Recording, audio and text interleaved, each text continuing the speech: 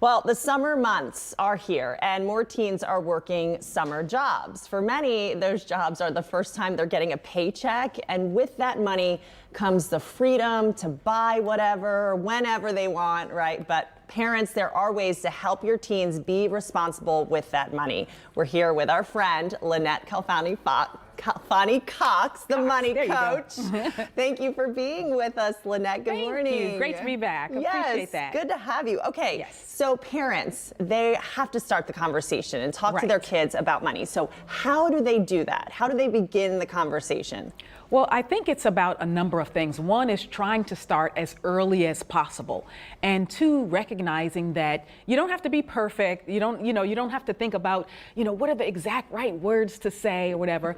It's about kind of just going with the flow a little bit and taking into account what the kid is actually doing, right? Yeah. So a lot of times we have opportunities for money lessons. And of course, them starting to work is a great way to teach some of the values that you want to convey, because they actually have their own dollars to spend as opposed to your money to spend. Exactly. Yeah. So they're probably thinking, okay, I'm going to earn this money and then I'm going to spend this money. But there's just so much more that goes into, being financially literate. That's right. So right off the bat, if you don't talk to your kids about establishing goals and what they should do with their money, trust me, they will just try to spend it. That'll be just the default scenario. They'll think, I've earned this money, it's great for me to just go out there and spend it. But no, you really want to talk right off the bat about establishing short and long-term goals for how they should use that money. And I'm often telling parents that the goals should kind of fit into one of four buckets.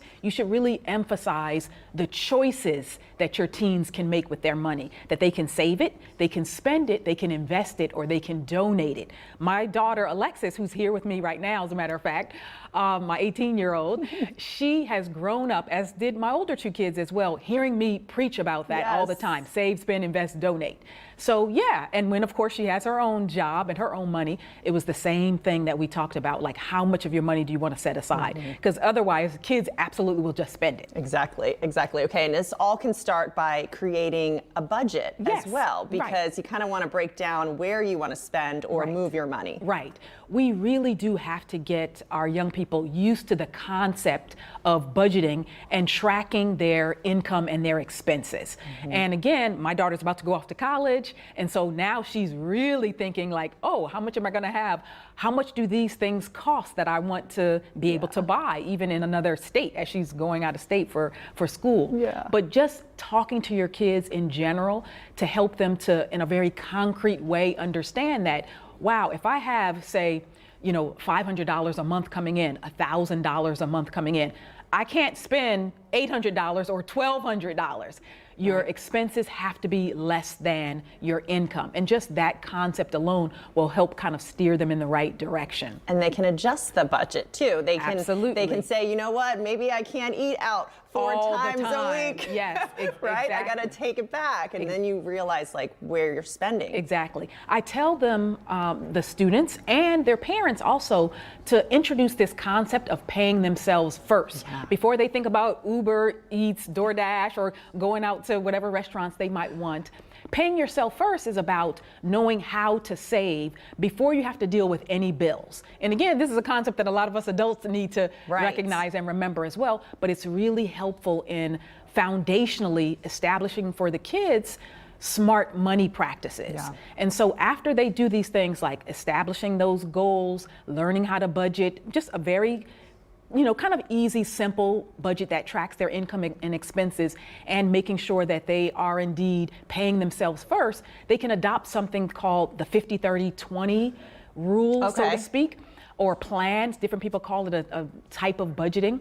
And it's really about, okay, you'll take 50% of your money for the teen on their needs. Maybe it's the gas for the car, their insurance, the stuff that they kind of have to pay for on their own, right?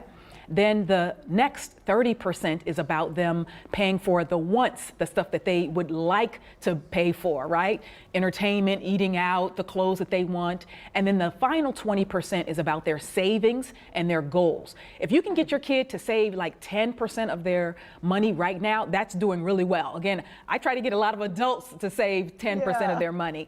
But that's, again, very much getting them on the right track habits-wise, because that early habit formation is so crucial. And having a good relationship maybe with the thought of money and trying to understand it. Like when I was growing up, we didn't really talk about money. So you didn't really learn all of this stuff until you kind of grew up and you had to do it. Right. We learned by trial and error a lot of times, right? We're like, that didn't work out so great. You know, I don't want to do that again. No. But how cool would it be if we could teach our young people now how to start off on the right track? You know, the last time I was here, we talked about my book called Bounce Back, The Ultimate Guide to Financial Resilience, you know, for adults mostly who have made mistakes or gone through setbacks.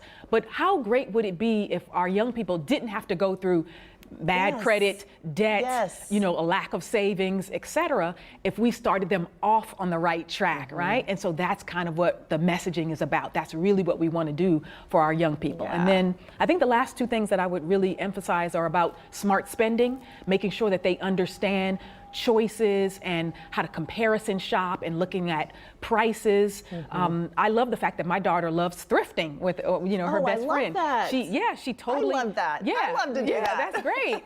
And it's a great way to save money. It's fun as well, but it makes you conscious of prices and everything too. And then the final thing I would say is, as parents, as adults in teenagers' lives, we can talk to them about giving back to others as well, and the importance of donating, of charity, of helping others. I believe that that's a fundamental principle of sound money management. I believe what you give out is absolutely going to come back to you in so many ways. So it's good to talk about that as well, from a moral, a good, putting out good things into the world, you know, and it helps our children to learn good values as well. And then I do have one last question. What do you do as a parent and they call you and say, Mom, Dad, I spent all my money on, I'm out of money already. On going out and the fun stuff. Can I have some more? Well, I think it honestly, and I've been through this twice because two kids have gone off to college. It really does depend on the age and stage that the child is in and what the need is for. Sometimes it's like, sorry. Right. You have to sit with that. If they've gotten an allowance or if their next check isn't coming yet, they have to deal with the ramifications of their excessive spending. So if they spent too much, you might say, okay, well, next time you have to better budget. You have to spend less or not go beyond what you had anticipated. And they may have to, you know, have, as my husband says, the sting of experience as a teacher. And other times, if your kid's calling from college and saying I'm hungry or something, of course you're gonna pay. You're gonna do that, right? So it really does depend on the age and stage and kind of what the new money that they want is for. Oh, so great! Thank you so much, Lynnette, for all of pleasure. this amazing information, great tips. Start them early. Get them, just used to the idea of talking about money, learning about money. That's right. All of the good spending habits. That's right. All right, Lynnette, thank you so much. Oh, and if people want to find you, where can they find you? Everywhere on social media, Facebook, Twitter, LinkedIn, Instagram. It's either my full name, Lynnette Khalfani-Cox, or @The Money Coach. Money Coach. Yes. So we know you by. All right, Lynnette, thank you so much.